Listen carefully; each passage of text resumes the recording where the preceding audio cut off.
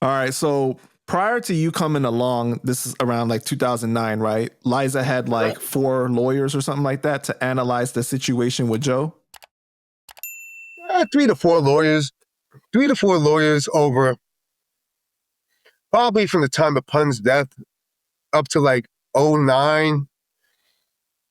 She might have had like 3 lawyers or something like that. Maybe like 3 lawyers. And then I introduced her to a lawyer around 2009, 2010, right? And I ain't gonna say no names or anything, but this lawyer used to tell me that there was nothing there. You know, you're wasting your time with this case and stuff like that. Only because somebody else told him that. He went to another lawyer named Jeff Gandel. And Jeff Gandel was telling him that there's nothing here. You know what I'm saying? I think this guy was a Jelly Bean associate, whatever, but the lawyer would come back to me telling me there was nothing there. And, I was wasting my time with it and stuff like that. So at that time, around 2010-ish or so, after learning that, me and Liza kind of separated. You know what I'm saying? And then maybe about 2 years later or 3 years later, 2013 or so, or something like that, after I met this new lawyer and saw how effective this one lawyer was, and me telling her about the case and showing her, telling her about the case and things like that, she was willing to take the case, you know what I'm saying?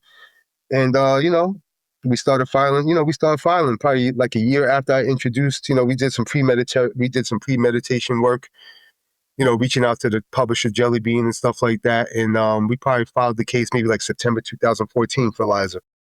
But when you end up meeting Liza, you met her through a mutual friend, right? While she was in the shelter? Yeah, I actually met her through Stu McCain that owns a company called DFL Entertainment. Now, Stu McCain, young Frenchie was signed to him, French Montana. So he had artists, he was, a little bit in the business too, you know what I'm saying? So he had French Montana. Actually, I think he had Tony Sunshine for a little while.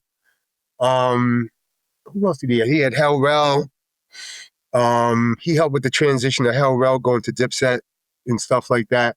He had a few other artists, his Cat Highlight and stuff like that. I think Fat Joe wanted to sign him or something like that. Yeah, so, he called me up one day. It's like, yo, like, I just saw Pun's wife, this and that. She in a homeless shelter. And at that time, I was like, yeah, like, let me meet her. Maybe I think I could do something for her. You know what I'm saying? So, I met up with her, and that's how it kind of all began. But like I said, I introduced her to the first lawyer, and we were messing around for a certain amount of time.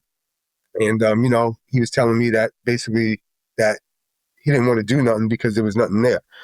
You know what I'm saying? But what was your first impression of the situation? Like, you had to be perplexed too. Like, how is it possible that you're in this situation, right? Like, not getting paid? Well, I mean, yeah, yes and no. I mean, because I had to analyze the situation because, I mean, if she owed money and was unrecouped, then I would understand. You know what I'm saying? If the artist royalties were unrecouped, I'd understand. If the publishing account was unrecouped due to advances, I'd understand.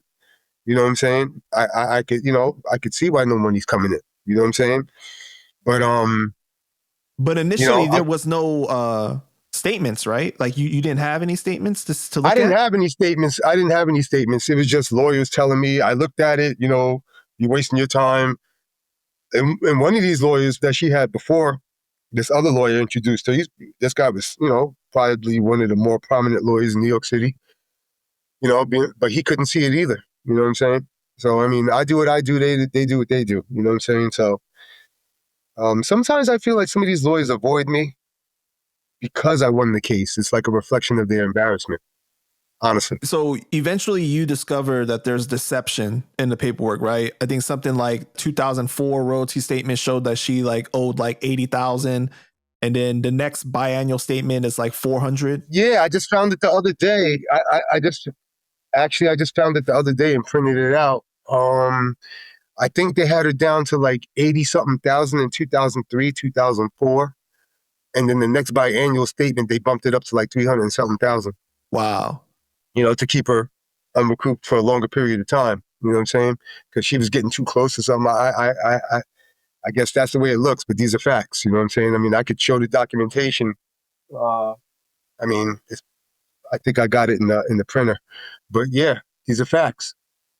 And then another way that you could tell that the statements was bullshit is because of banned from TV, right? Because you also Well, represented Nature and you saw his yeah, statements. well, yeah. I mean, the easiest way was to find out is because I was representing maybe more than one. It might have been Nature and somebody else, but I was able to match up statements from multiple songs. I just remember Band TV was one of them. You know what I'm saying? So I'm just matching up statements because they got the same percentage. You know Wow. what I'm saying? So I saw it was off. You know what I'm saying? Then I called her up and said, "Yo, we'll take the case."